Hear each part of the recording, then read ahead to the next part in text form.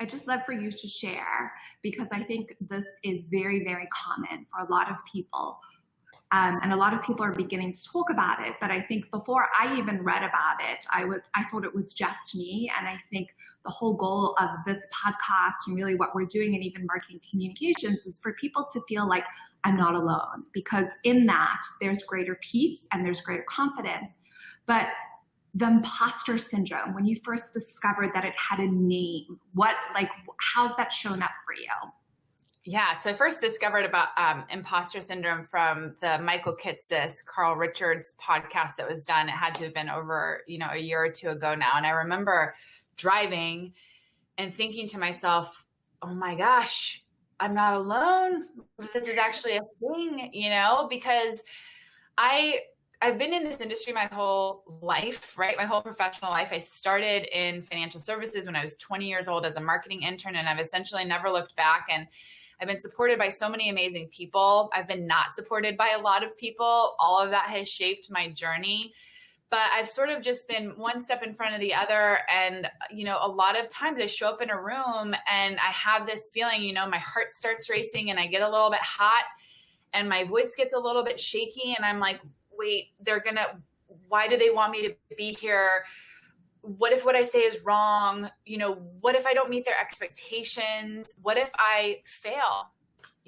And it's a mindset that sort of constantly rings true in my head. And I know, other women, other entrepreneurs, other leaders have experienced the same thing, but it's a sense of I don't belong here. And I think it's very limiting, obviously, for a lot of reasons. And for me personally, it led to sort of what I talked about earlier, which is like, I felt like I had to show up a certain way. I felt like I had to show up and say, we do all of these things and this is why we're the greatest. And because I felt like that's what people expected of me. I felt like they wouldn't take me seriously if I didn't show up in that way. And I think it's because a lot of people hadn't taken me seriously in the past. And so all of these things sort of come together, they mess with your head. And so, that affected my ability to step into my truth. And I do think that, my journey went on a lot of twists and turns, and I wouldn't change any of the twists and turns. If I were to look back at my younger self, I wish that I had discovered that earlier. I wish that I had read about it earlier. I wish that I had the opportunity to talk to people about it earlier so that A, I could know that I wasn't alone. B, I could learn from other people's experiences. But most importantly, that I could really have the confidence to step into my truth and to step into the beliefs that I have and to gain the confidence that I have today. And like you said, it's a journey, right? You get into alignment and then something knocks you out of alignment and you have to come back. It's sort of the beauty of communication is that it's always evolving, it's always changing, but it's about finding that alignment.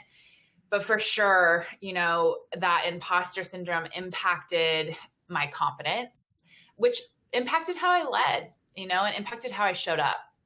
And well, I think, here's the reality is like, I think the imposter syndrome is something that everyone experiences. And I always actually like when it shows up for me or it shows up for advisors or people that I'm coaching, I feel it's a good sign. You know what it means? It means you're stretching. Like it's a good sign. It means you're moving out of your comfort zone.